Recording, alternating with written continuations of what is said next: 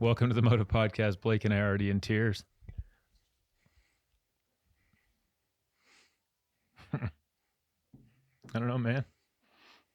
I feel like we're supposed to record and just talk. Welcome, two guys. We were just talking about the greatness of God and our own nothingness and how easy it is to forget his greatness. And when in so doing, our perceived greatness starts to increase. In other words, our pride. Yeah, because then you think that you got to do it by yourself if you keep forgetting. It's like, okay, now how can I be awesome? Yep. And it's like, well, where does that come from? Yeah. So it is humbling to think about that. I was super humbled this morning. We had a family prayer. We don't always get to family prayer before school. So if anybody's listening to this thinking, oh, the Bertnolis, they have family prayer before every school day, but my little girl, Lula, she wanted to say it, we're like, who wants to say it? And she's always just, I do. And the beauty of that little girl, she's 5 and she's a Lula. Like if you just hear her name, like that's her personality. And she, if you get to the opportunity to pray with her, I say it as an opportunity because you'll get prayed for. Like she just, thank you for dad and he can go to work, and thank you for mom. Like she just thanks for everyone. And then she said, thank you for me. And I just, man, I don't know. When was the last time you said that? Like I think anyone listening, we all deal with our demons. We deal with all sorts of perceived self-worth stuff, whatever you want to call it. But this little humble girl can be grateful for me. Like I'm thankful for me, and it's not prideful. It's just grateful. Yeah, it's funny you mentioned that because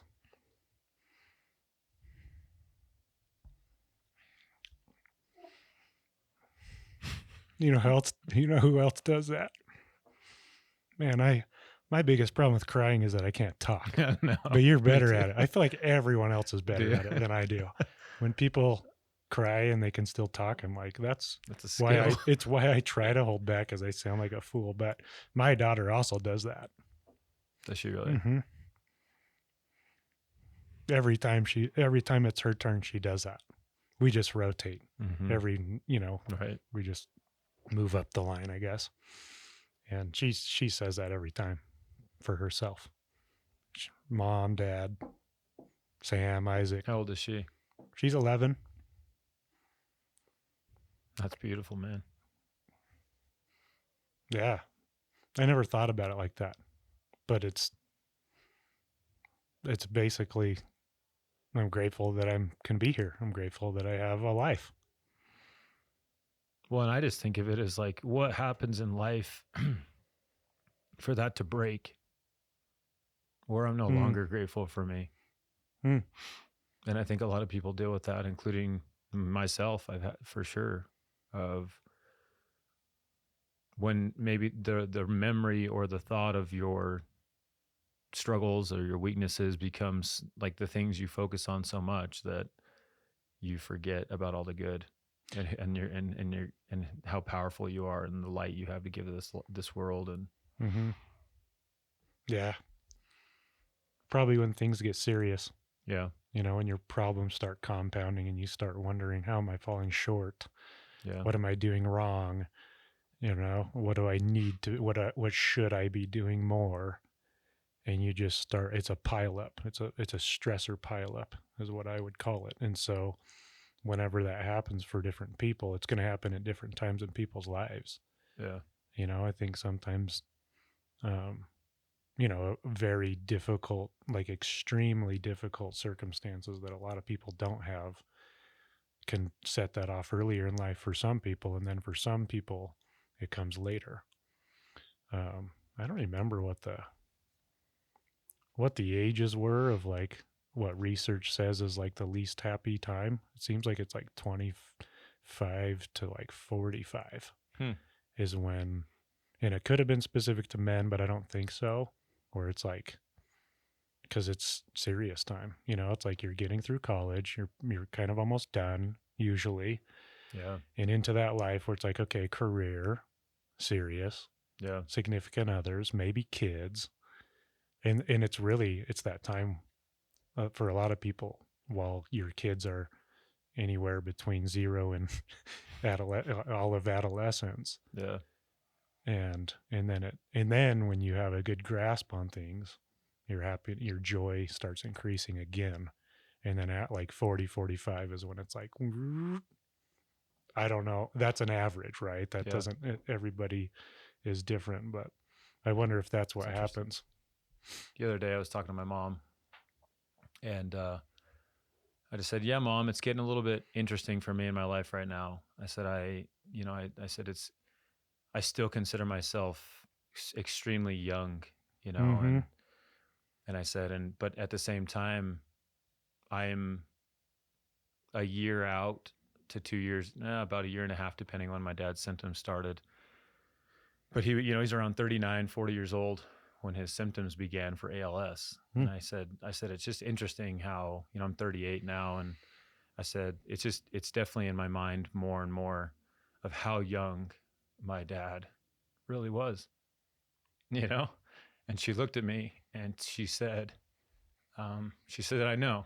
She said, it's painful because she said, we really were at that age of like a little bit of reward, like kind of that payday age of just being able to see you kids grow up and move forward. And then he was gone. And she says, she's very good with it in terms of her relationship with God. But she says, yeah, there's times I just feel robbed, I feel that just taken away, that we worked so hard to raise you kids and to do all we could. And then now he's gone, and it's just, yeah, I hear what you're saying. It makes me think that in my life right now, like there's an urgency that I think you see that is hard for me to pace because of sometimes that perceived sense of life is short. And what if I only have a few more years to live? That's very real for me. Yeah. That's very real. And I don't know that a lot of other people live that way, but it's very real. I think the people who've been through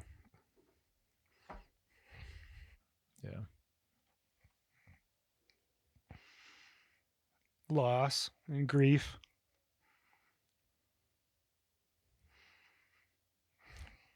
then it's unique. I didn't go through that. Yeah. So I can't understand it fully. Yeah. I can imagine. But man, what's this about today, man? What are we supposed to be doing on this podcast today?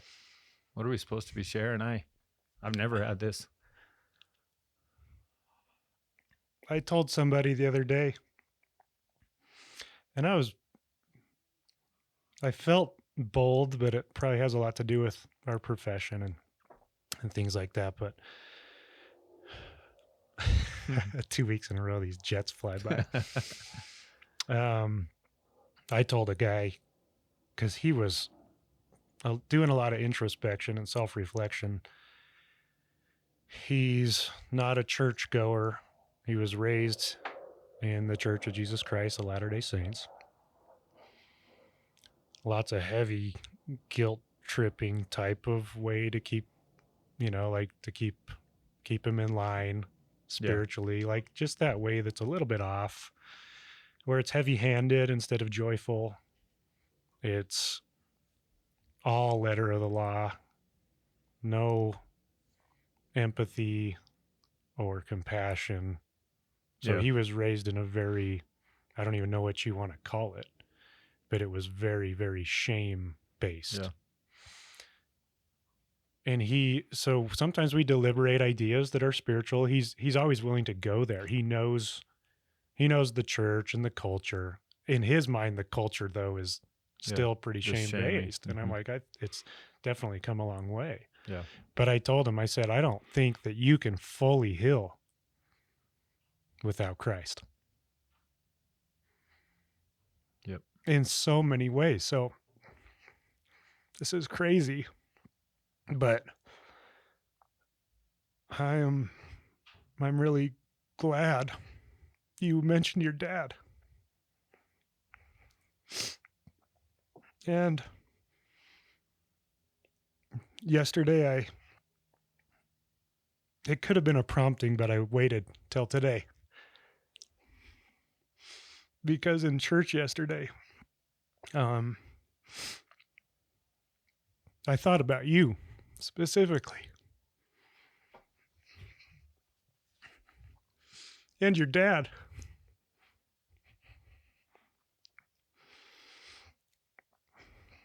And I almost texted you, but it was, dude, you get to see your dad sometime. Yeah. You're going to see your dad again. What if you didn't know that? Like, what if you didn't have that knowledge? Like, Yeah. you'd be in some pretty deep despair, maybe. I don't know. I think everybody handles it differently, but just everything, if everything is centered on Christ, then you have an eternal perspective, even in tragedy and loss and grief. How, I mean, I was so grateful. But I think it's cool that you get to see your dad. I know, man. And hug him and celebrate and party. I know. You know? Just party. Just party. Catch up. I think about that all the time. Yeah. So. I appreciate that, man. Yeah, of course. But I think I know where I'd be. I'd be a rageful person. Yeah. Just lonely and rageful. Yep. Because he was the man, dude. He raised a man. Well, thanks. Yeah, he was. I was watching a little episode of Fixer Upper yesterday with my son. They're fixing this houseboat, and Chip. You know, have you ever seen it? So Chip Gaines, man, like for anyone listening, I know who he is. My wife talks about him sometimes, but that was my dad. Like Chip Gaines is very similar in a lot of ways to him. Just goofy but also he knew exactly when to love. He knew exactly when to be serious, when not to. I shouldn't say exactly, but pretty dang good. And I just miss it. And I looked at Justin and said, "Oh, Justin, I wish you knew Papa Jim." I said he's a lot because Justin was laughing at Chip, and I just said that was your grandpa. You know, that's how he was and how he is, and yeah, that knowledge, you know, of I'll never forget. I guess I'll open up. So I'm 18 years old, and this is after I graduated high school. Dad had been diagnosed 3 days before I graduated, and the doctors said you have 2 years to live, and I had always wanted to go on a mission. I just didn't know it would be questioned through the lens of, will you see your dad again or not? Jeez, yeah. And so I went. I remember I was down in my bedroom, and I was just in despair, just so much pain going through me, so much doubts, so much just going on, and I got on my knees and I asked Heavenly Father, from everything that I had, is this actually real? You know, is the plan of salvation real? Is our families truly sealed together forever? And for anyone who isn't of my faith that is listening to this today, we believe in my faith. We believe that there is an authority on this earth to seal families together forever. That the entire purpose of this world is for families, and And as you can see, what is being attacked at its very core all the time is the family. And my knowledge of that truth became very clear to me in a way that's undeniable and unforgettable, and is imprinted inside of me deeper than anything I know. And so, yes, that assurance and that knowledge that I'll see him again it's everything, and that it gave me the courage. It was neat because in that moment, I felt good and I felt strong. And my dad had a prompting too to come downstairs, and he didn't do that a ton. That's where my bedroom was, and he came downstairs and said, "Well, I'm here." And he basically said, "Why am I here, Shayden?" And I just broke down again and said, I just prayed about the plan of salvation, and I don't know. I still do I go on a mission? And he gave me a blessing and commanded me to go, and not in a controlling way, but in a way that I knew from God, and that's what gave me the faith to try to say, okay, I'm going to go and do this. And it was neat, right? My dad waited for me. I had 2 months with him when I came home, and he passed away, and I wouldn't give that back for anything. Yeah. But yeah, he taught me a lot. That's when relationships matter most became a very real thing for me. Yeah. That's all that matters. Yeah. I'll say sometimes that if I've ever lived a perfect day, I actually think it would have been the day I found out he was going to die. Wow. Like, I look back and I just remember everything was in perfect alignment. Anything that wasn't important was clear. It was perfectly clear. Any thought I had that wasn't important was gone. Like, everything was in perfect clarity of what matters most. Mm-hmm. And it was only in the absence of, or in the knowledge that he would be gone. And I think we forget that a lot, Yeah. It's weird you not weird. It's no coincidence. When I asked you, what are we doing here, today on this podcast that Phyllis is recording for us. Thanks, Phyllis. And I told her, you better just record this, and I feel like we're supposed to give that some kind of message, Mm-hmm. and maybe this is something we're supposed to do more. Cause the mental health field, man, anymore, to be real, it's just getting to a place where I don't know. It's strange. I don't want to be a part of it in that way. Yeah. I think I told Sadie last week, she was in my office asking a question, and I said, I don't think people realize, I could have 4 or 5 diagnoses if I wanted to. Sure. And I don't think people realize Blake could have, how dare you? I know. Just kidding. We've become so inundated with, I think some people perceive that there are people that don't have mental health issues, if you will, or that and I hate even calling it anymore like that. It's like, we didn't used to call it mental health. We just called it life. Or our challenges. Yes. It's like we have certain challenges. Yeah. I have a hard time concentrating. Right.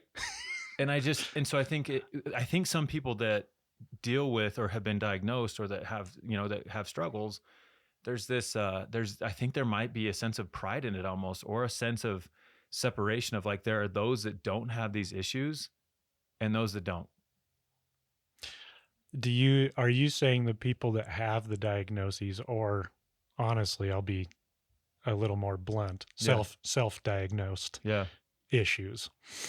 That would be a whole different podcast, I think. Yeah. But are you saying they're separating themselves almost in a prideful way? Like this is what separates me, or is it? No, I'm thinking that's a tendency. I'm not saying they do that. I'm saying your relationship to those things is everything. Yeah. What I'm getting at is that makes sense. There's this fix-it mindset that's being so powerfully inundated that I fear Christ is being forgotten. That he's like, I give men these weaknesses and they might come unto me. Yeah. That in their weakness they might be made whole in me, rather than be made whole in therapy. Or made whole within all these self-help books, or made whole, you know what I mean? By understanding every why you could have ever asked about your past, instead of saying, well, what do I need to do now? Yeah. What's next? I love that. And I think that's why I've been telling lots of people this, like you're not going to fully heal without Christ. Yeah. Yeah. I know that, and you can get better. Like I'm not questioning sound therapeutic interventions. They're there. Yeah. And they're there for a reason. Our brains are physical, and they screw us up sometimes. For sure. We have really crappy thinking patterns that are carved over time. But the cool news is that we can recarve new pathways through exercises and new routines and habits and all that stuff. But I don't think true full healing is possible without Christ. Yeah. And I hope I'm being understood correctly to anyone listening. I'm not suggesting that what we're doing is worthless or No. not good or that I'm sick of it. I'm not. I'm fearful though in ways of like all of the pendulums in this world right now that there's no brake pad.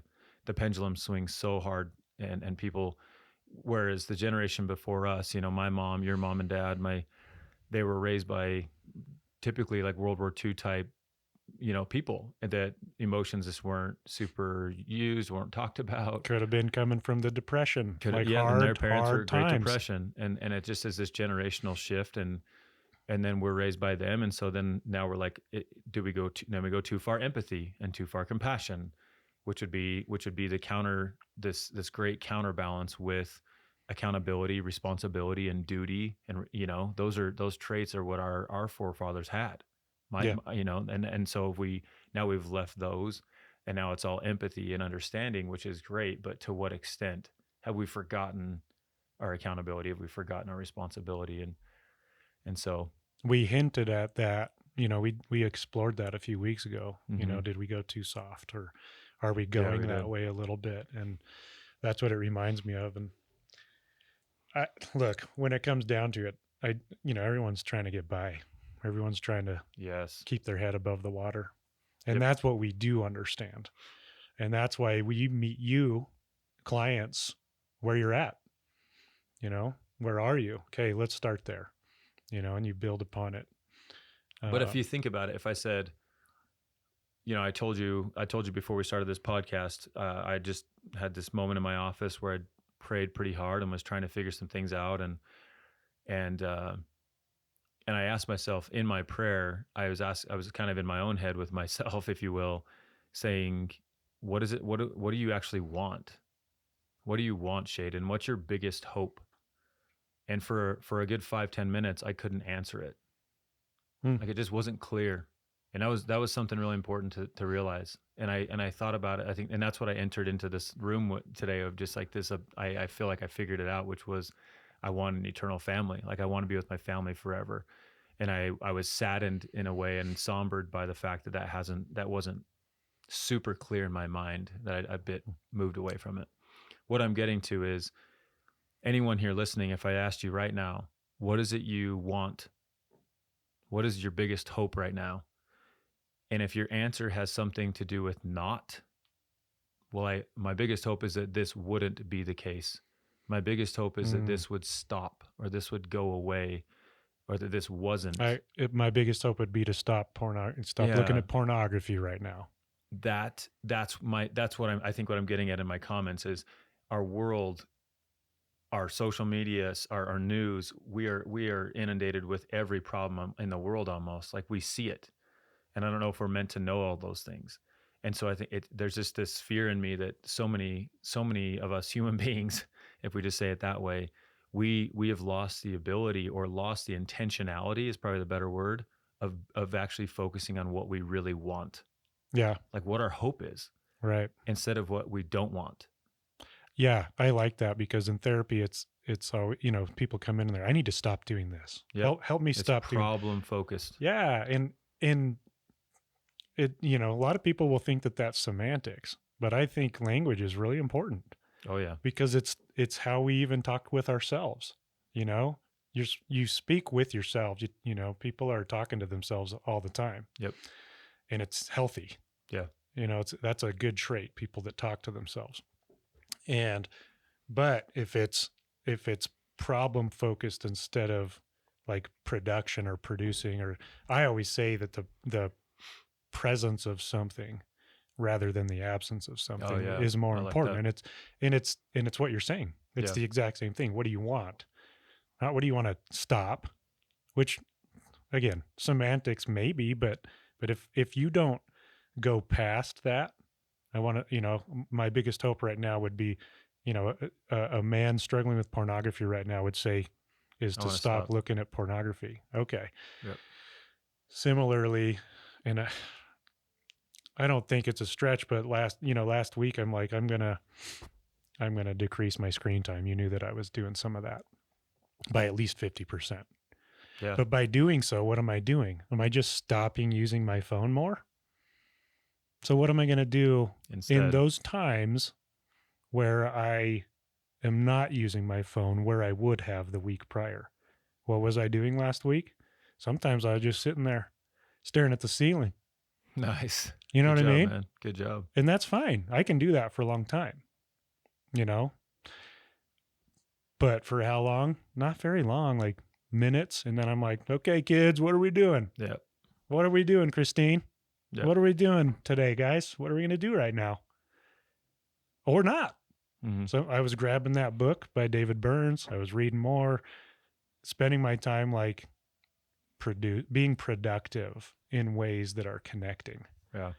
And so that I just stopped, I stopped looking at my phone. I think it was down 63% or something like that, which That's is sick, dude. awesome. That's great. It was great. And I do this sometimes every once in a while, and it's always a good experience. I don't know why I just don't always do it. Yeah. A lot of it's work related when you got to get on your phone. But so last week, way more connection, way more joy. I felt just way more present. Did you?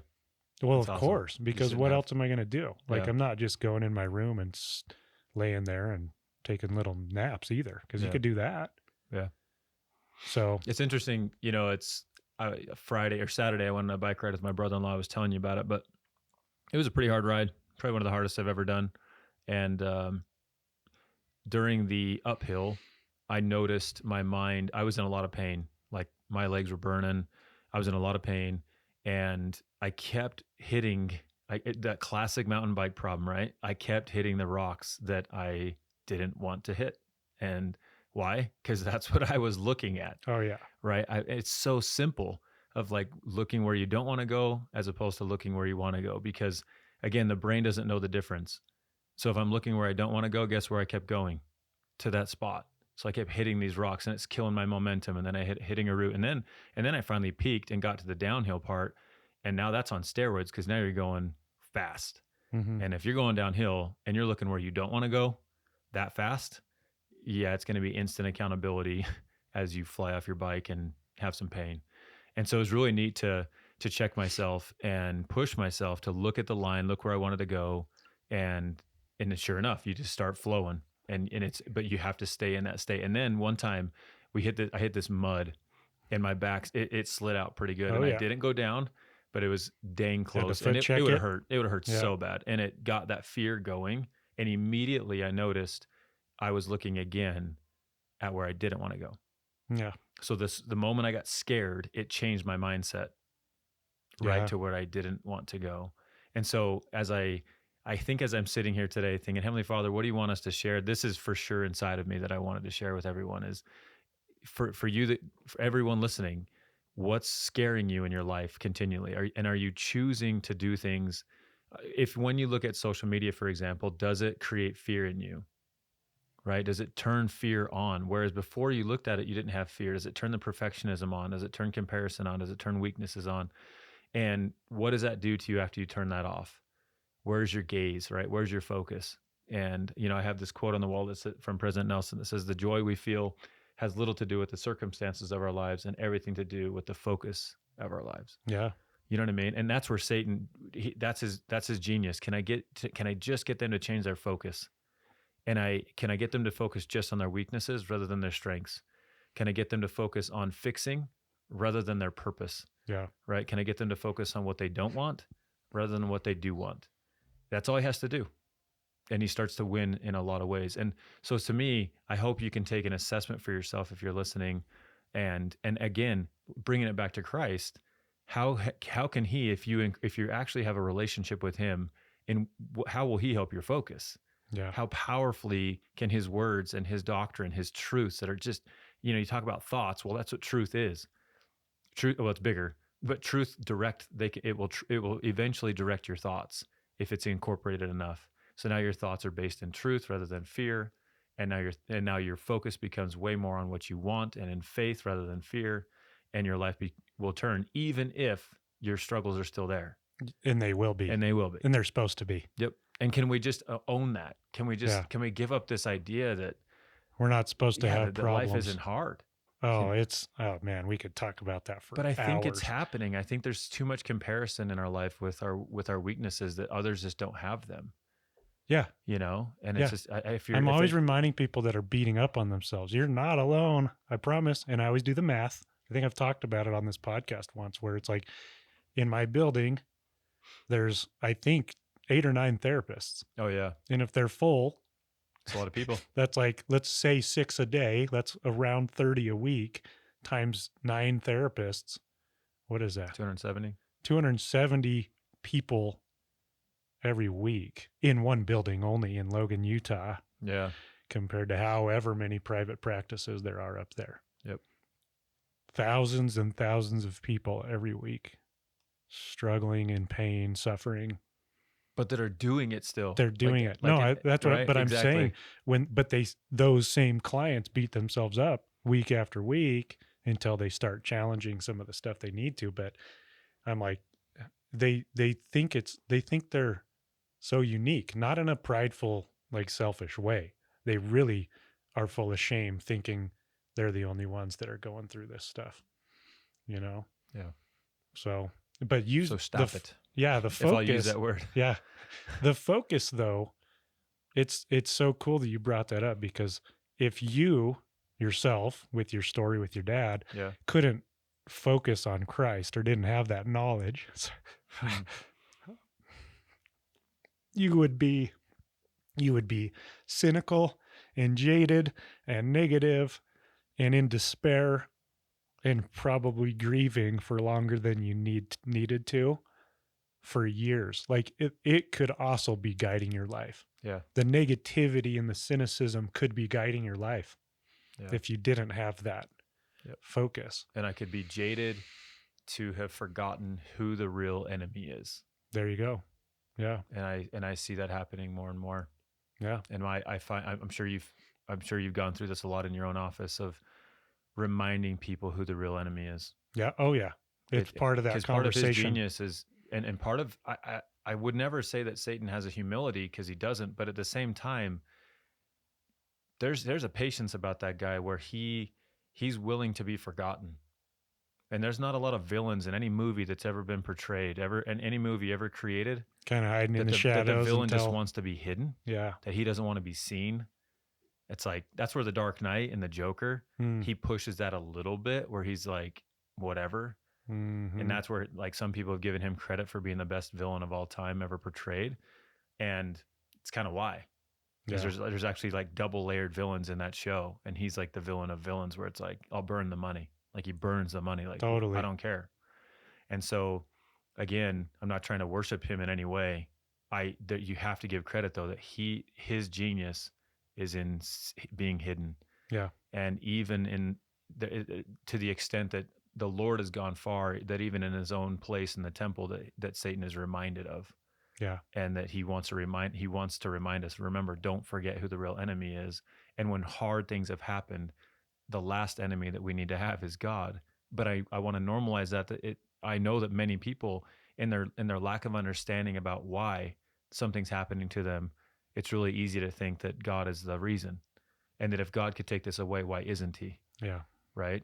And in my prayer this morning, I realized that I had this thought that said, in my mind, I thought, okay, if I don't give credit, if I struggle to give credit for everything that I've been given, then when things that how do I say this? When the things that I've been given could be then taken away, what am I going to do?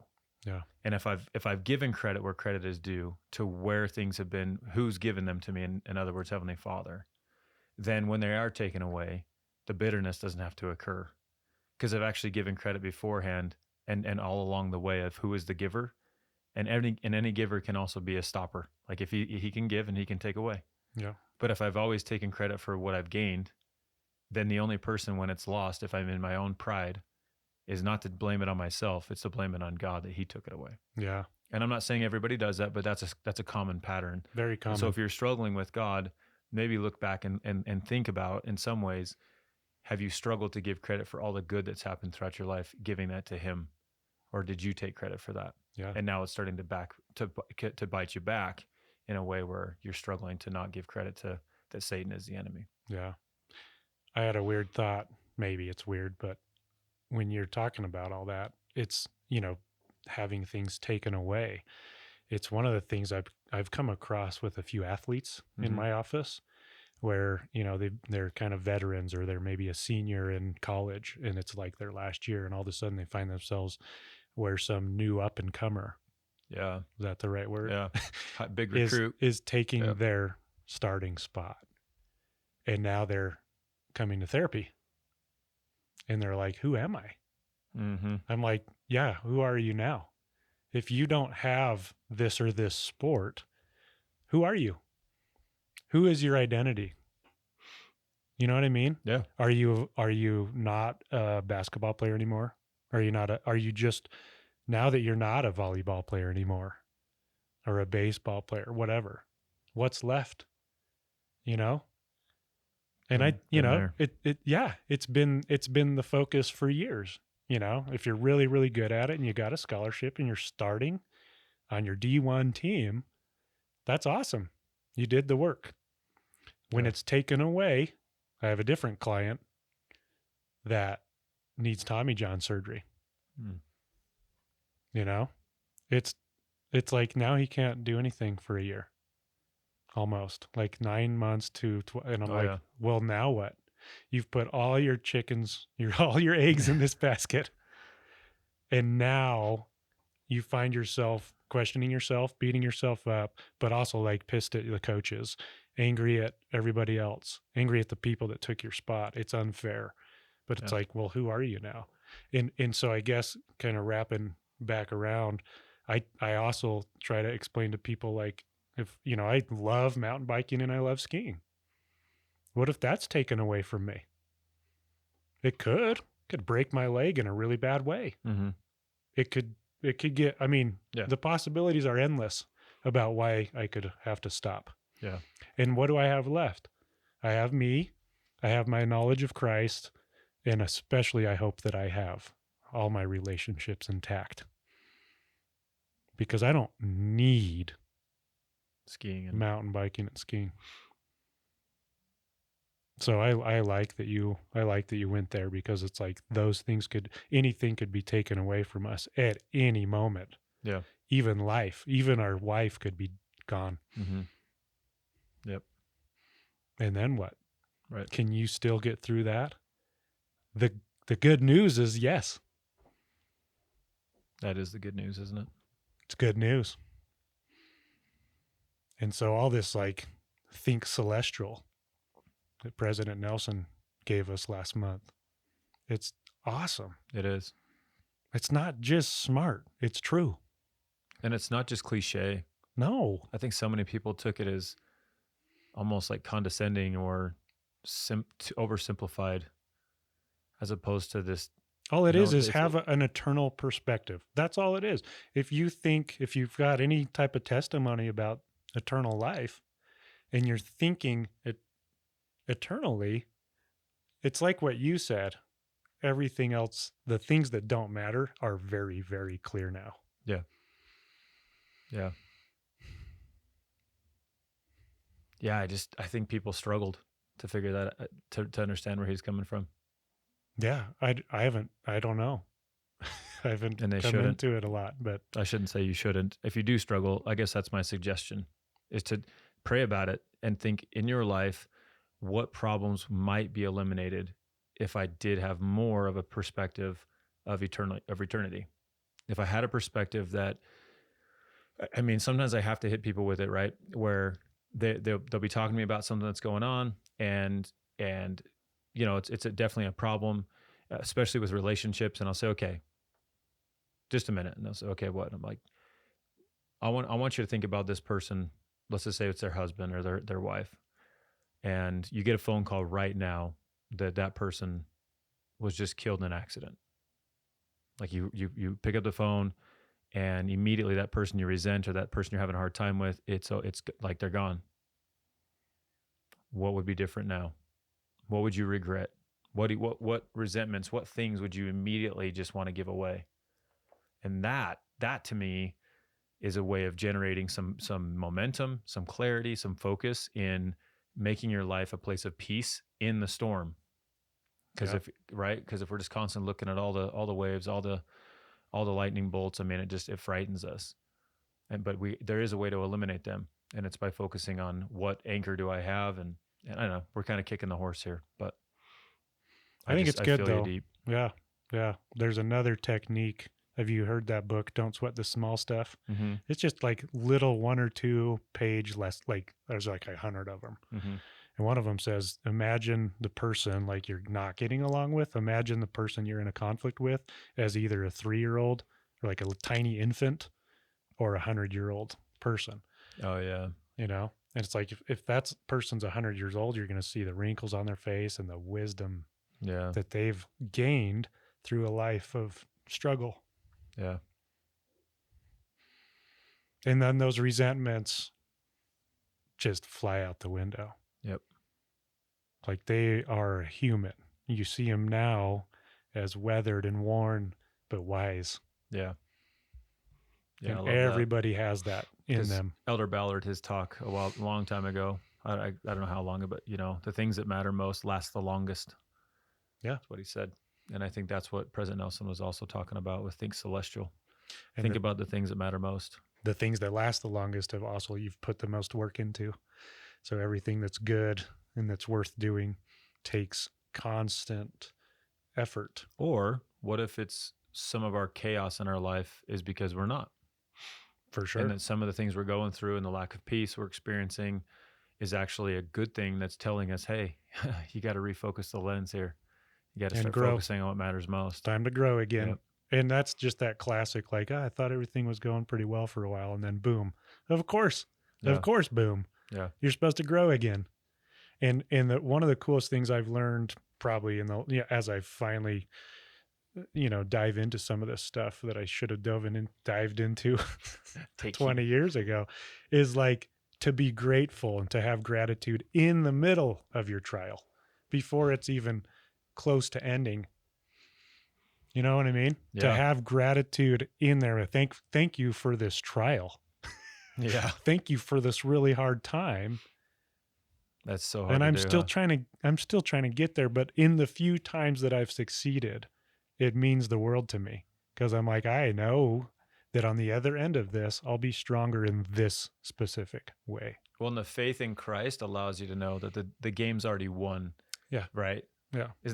That's what I love about that. And that's where the gratitude can come in. Can I have the faith to have gratitude because I have the faith that it will work out? Yeah, because we also know that we won't be tested with anything that we can't handle. Yeah. Goes right along with it. Yeah. It's cool. Wow. You feel like this is a good ending? Sure. Well, if we've offended you, I apologize. We weren't trying to, but that was extremely unscripted, and that's awesome, man. Thanks for being here with me. Yeah, you too, man. So, all right, everyone. Catch us on the next one. Okay. See ya.